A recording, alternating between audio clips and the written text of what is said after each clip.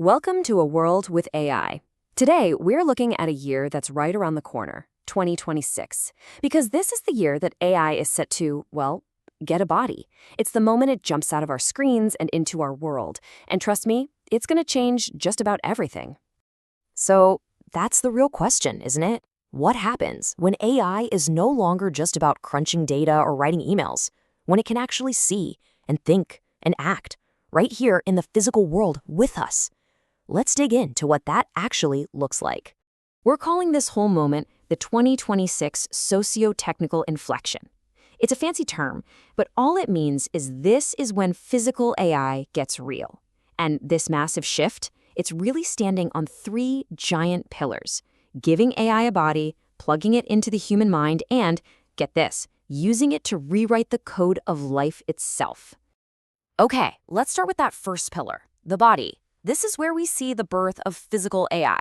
We're talking humanoid robots finally stepping out of the lab and into our factories, warehouses, and, believe it or not, maybe even our homes. And look, you don't have to take my word for it. NVIDIA's CEO, Jensen Huang, says 2026 is the ChatGPT moment for robotics. And that's the perfect way to put it. It's that tipping point where it all goes from a cool research project to a real world-changing commercial product, seemingly overnight. So you might be asking, why the humanoid shape? Why make them look like us? Well, it's actually super practical. These robots are built to fit into our world, not the other way around.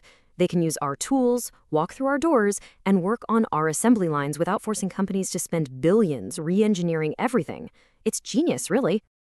And what's wild is seeing how the big players are tackling this. You've got Tesla's Optimus, starting right in their own factories. Then there's Figure 02, which is already working in pilot programs with BMW. But the one that really gets me is 1X Neo. They're aiming straight for your home, planning to ship in 2026 for a price that's less than most new cars. Insane. And this is the reason it's all moving so fast: money. We are talking about a potential 40 to 60% cut in labor costs for manufacturers, not to mention a 20 to 30% boost in how much they can produce. You just can't argue with numbers like that. It's an economic tidal wave. Okay, moving on to our second pillar. And this is where things start to feel like straight-up science fiction. Because AI isn't just getting a robot body, it's also getting a direct line into our biological one. I'm talking about the human mind. Elon Musk's comment here might sound technical, but it signals a fundamental breakthrough for brain-computer interfaces. The dura is this tough protective membrane around your brain. Being able to implant these microscopic threads without having to remove it, that makes the entire surgery way less invasive, much safer, and a whole lot faster. It is, like he says, a very big deal. And here's the kicker. 2026 is when this whole thing shifts from a science experiment to an actual industry. Neuralink is planning to move to high-volume production. Their goal is to make getting a brain implant almost as routine as an outpatient procedure, all done by a robot surgeon. Just let that sink in for a moment. But hey, this isn't just the Elon Musk show. It's a full-on race. You've got companies like Synchron, who came up with this brilliant idea to avoid open brain surgery completely by sending their device up through a blood vessel. And then there's Paradromics, who are all in on creating the fastest possible connection to the brain. Everyone's got a different strategy, and it's fascinating to watch. And the market is just exploding. Take a look at these numbers. It's projected to go from around $3 billion in 2025 to almost $13 billion by 2034. This is not some tiny niche technology anymore. This is poised to become a massive industry, mostly because of its incredible potential to help millions of people with paralysis or other neurological issues. All right, time for our third and final pillar. We've gone from metal bodies to the human brain. And now we're going to the most fundamental level imaginable, the code of life itself.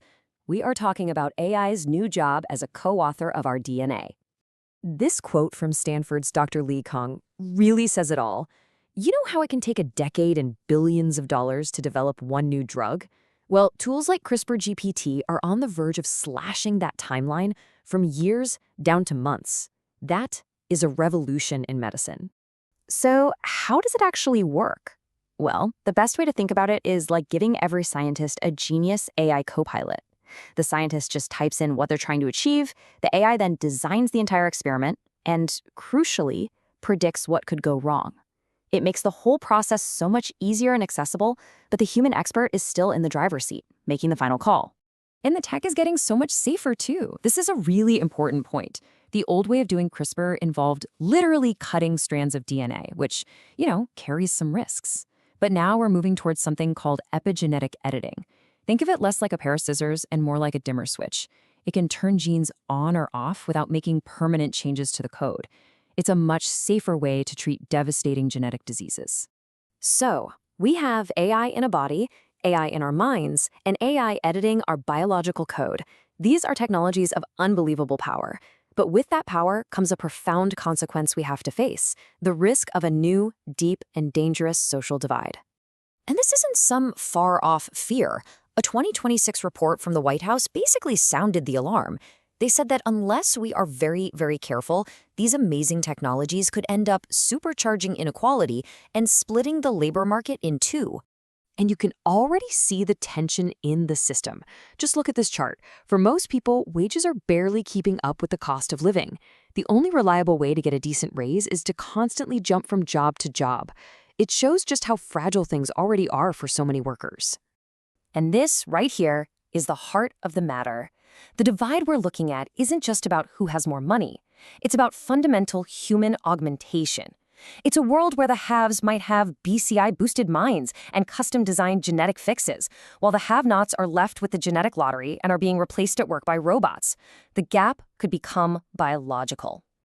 And that's really the ultimate question that 2026 is going to force us to answer. Are we about to unlock a golden age of human potential for everyone? Or are we standing at the beginning of a biological divide, the deepest and most permanent form of inequality our species has ever known?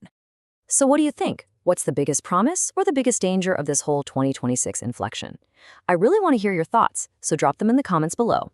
And hey, if this explainer made you think, do me a favor and hit that like button and subscribe so you don't miss what we're covering next, right here on A World with AI. Thanks for watching.